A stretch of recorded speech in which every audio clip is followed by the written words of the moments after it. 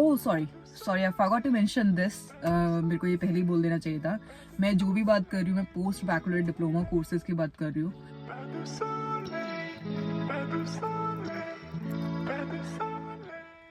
Peekaboo! Hello everyone, welcome back to our channel. This is Nidhi. I hope you all are doing good. I know.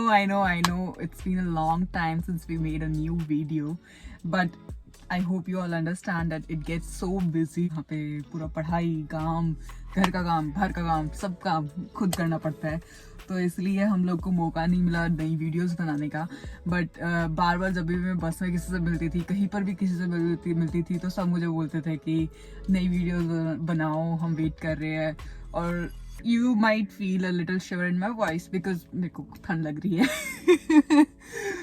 मैं बाहर आई थी video बनाने के लिए। Yes, you must be wondering why I am sitting in the car because I came outside to make video, as you know that I like to give you some views and not just white walls of my room.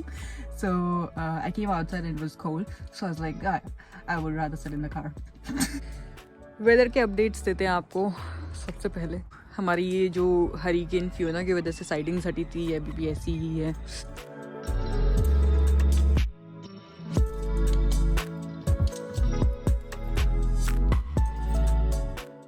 And we got a new mailbox. Let's see if we have any mails here. Do we?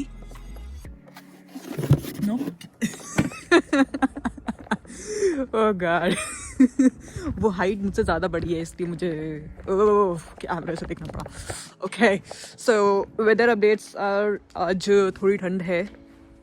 थोड़ी ठंड तो आई गई यार, अब expect नहीं करोगे तो फिर मतलब इट्स लाइक अब नहीं आएगी ठंड तो कब आएगी, नवंबर में पहुंची है। And yes, according to the weather it's gonna snow soon, real soon. So, okay, where shall we start from? Guys, I know हम लोग comments का भी ठीक से reply नहीं कर पा रहे हैं, so really sorry for that. And we were planning to do a live video and give me your suggestions, like what time, what day, or if you want us to go live one day, just comment down and let us know if you want us to go live, and we will schedule something for that. We will work on that. And for today I have really important topic जो कि मेरे बिल्कुल दिल को चुभ रहा है। बस मैं इतने दिनों से सोच रही थी एक बार मौका मिले मेरे को इस टॉपिक पे वीडियो बनानी है, एक बार मौका मिले।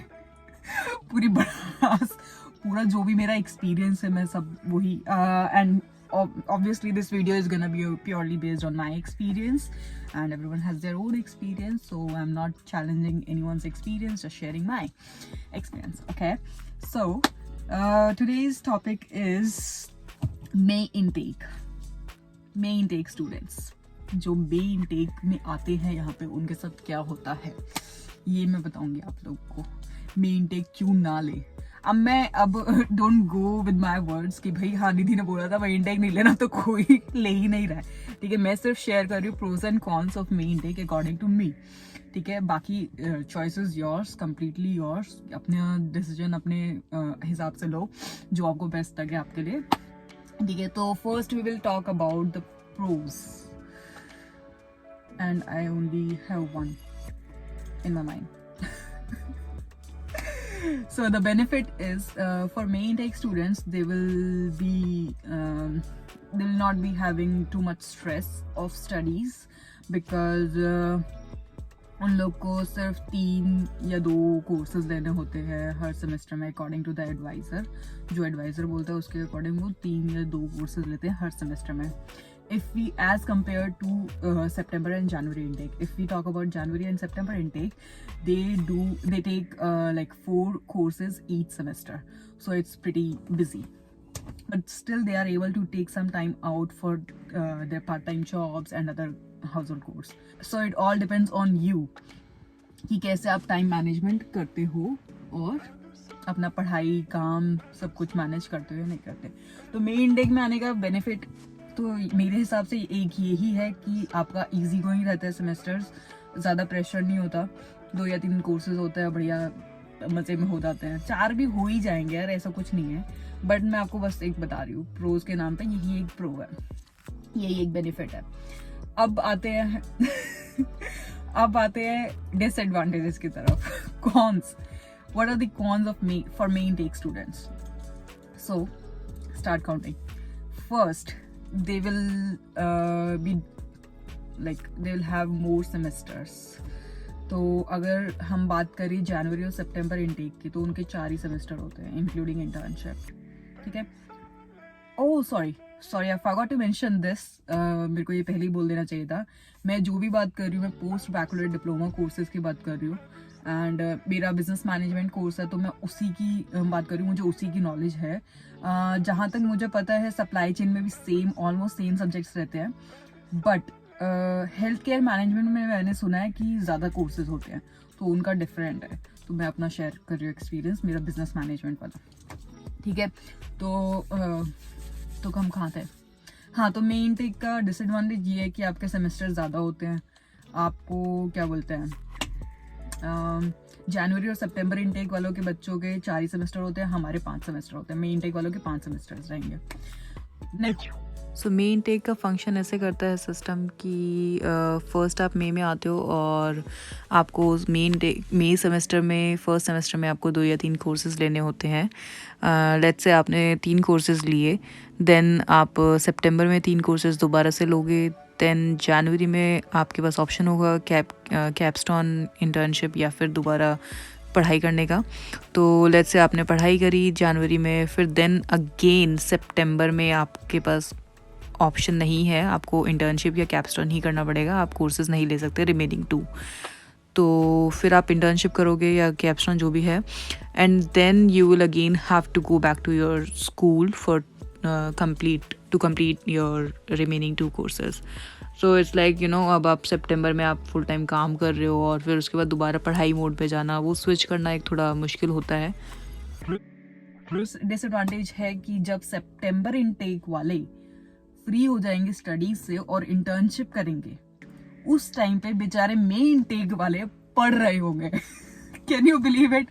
सच में, मतलब मेन इनटेक वाले पहले आके भी पीछे रह जाते हैं, ऐसा लगता है, ऐसी वाली फीलिंग आती है पूरे टाइम, क्योंकि सितंबर इनटेक वाले वो बाद में आते हैं और फिर पहले कोर्सेज खत्म कर देते हैं 4 लेके, और they are just living their life then.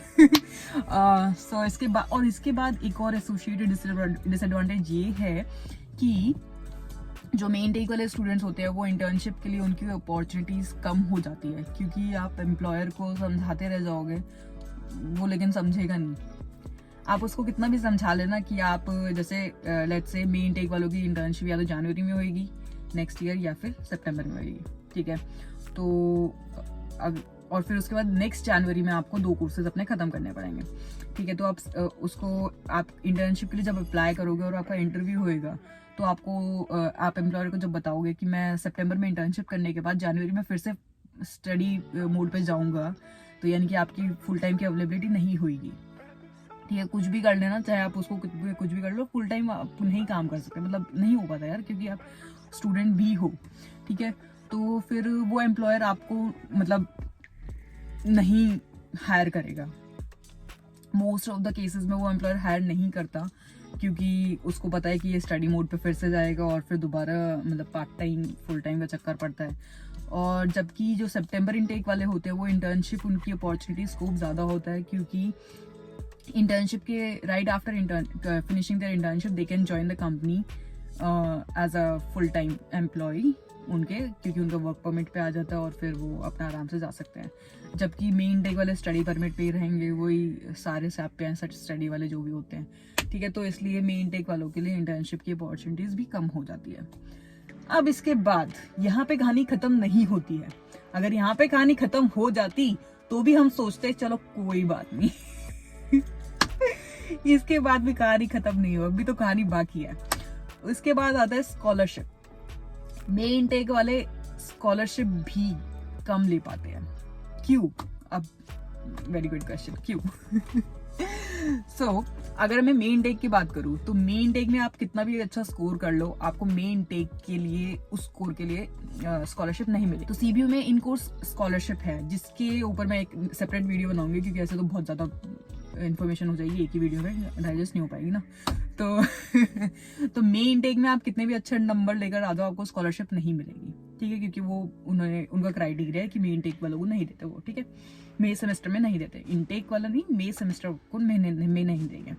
फिर उसके बाद आप सितंबर में अपना कोर्सेज लोगे, ठीक है, सितंबर में अच्छे से पढ़ाई करो, नंबर लेकर आओ, और फिर उसके बाद आपको जनवरी में उसकी स्कॉलरशिप मिल जाएगी, ठीक है। सितंबर के नंबर लेकर आए, जनवरी में मिल गई। अब जनवरी में आपने फिर से मेहनत करी कि भाई स्कॉलरशिप मिली, वाओ, मैं और पढ़ाई करता हूँ, मेरे को और मतलब it's not much but something is better than nothing, ठीक है। तो जनवरी में आपने फिर से पढ़ाई करी, एकदम बिल्कुल मेहनत करके आपने सारे पेपर दिए। फिर उसके बाद आप सितंबर में, नेक्स्ट सितंबर में दोबारा आते हो, आपकी या तो इंटर्नशिप होगी या फिर केपस्टोन प्रोजेक्ट होएगा, ठीक है। आप उस सेमेस्टर में आते हो, आपको उस सेमेस्टर में भी स्कॉलरशिप नहीं मिलेगी। क्यों नहीं मिलेगी? क्योंकि इन लोगों का क्राइटेरिया है कि आप 9 क्रेडिट्स में एनरोल होने चाहिए, फुल टाइम स्टूडेंट, लेकिन जबकि इंटर्नशिप एंड केपस्टोन इज 6 क्रेडिट्स, तो आपकी वो भी गई, वो वाली स्कॉलरशिप भी गई। फिर उसके बाद नेक्स्ट जनवरी में जब आप और 2 सब्जेक्ट बचे लोगे, तो उसमें तो क्या ही है, फिर उसके बाद तो स्टडीज खत्म हो जाएगी, तो आपकी स्कॉलरशिप गई। तो इन टोटल मेन इनटेक वालों को सिर्फ एक ही बार स्कॉलरशिप मिलती है। और जबकि अगर हम सितंबर और जनवरी इनटेक वालों की बात करें तो उन लोगों को स्टार्ट करते हैं, सितंबर में वो पढ़ाई करेंगे, जनवरी में उनको स्कॉलरशिप मिलेगी, अच्छे नंबर अच्छा है तो। फिर जनवरी में पढ़ाई करी, फिर नेक्स्ट सितंबर में भी उनको स्कॉलरशिप मिलेगी, नंबर अच्छा आए तो। फिर सितंबर में पढ़ाई अच्छी करी तो नेक्स्ट जनवरी में नहीं मिलेगी, क्योंकि वो इंटर्नशिप करेंगे, और इंटर्नशिप इज 6 क्रेडिट्स। तो यानी कि 2 बार स्कॉलरशिप मिली उनको, ठीक है।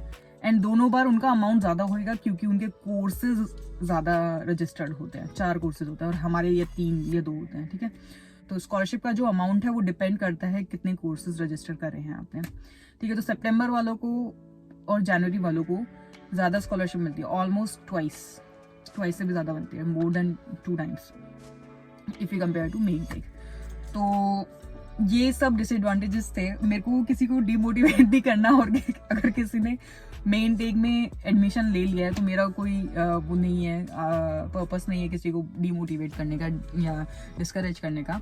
बट ये मेरी रिस्पॉन्सिबिलिटी है कि आप लोग इतना ट्रस्ट करते हो मुझे और इतना बेस्ट विशेस देते हो, तो इतना ऑनेस्ट ओपिनियन तो आपको दूँ ना, ऑनेस्ट जो मेरा एक्सपीरियंस है वो आप लोगों के साथ शेयर करूँ, ठीक है। तो लेकिन अगर फ़ायदा ये भी है मतलब मेन टेक में आने का कि आप आराम से मई में आओगे, और फिर उसके बाद 2 महीने आपने पढ़ाई करी, फिर आपको 2 महीने का ब्रेक मिल गया आराम से, और एकदम अगर आपको एंजॉय करनी है लाइफ, स्टूडेंट लाइफ, और मतलब आपको कोई ऐसी जल्दबाजी नहीं है कि हाँ मेरे को वर्क परमिट में जल्दी से आना है, तो take your time, men tech अच्छा है। फिर तो आराम से अपना मतलब पढ़ाई करो, मज़े करो कॉलेज के, एकदम सब फर्स्ट क्लास है। बट अगर मतलब कुछ फैक्टर्स जो मैंने बताए हैं डिसएडवांटेजेस में, वो आपके लिए इम्पोर्टेंट है, तो आप लोग को एक बार फिर से सोचना चाहिए कि आपको सीबीयू में मेन टेक में आना है या नहीं आना। So that's all. That's a lot of information now. Upcoming topics बहुत इंटरेस्टिंग होने वाले हैं, क्योंकि हमारे पास काफ़ी सारी नॉलेज है शेयर करने के लिए, काफ़ी सारे एक्सपीरियंसेस है जो हमें शेयर करने हैं, बट हमें बस टाइम नहीं मिल पा रहा है। तो just stay tuned, we'll meet you soon with the next video, and till then take care, bye bye.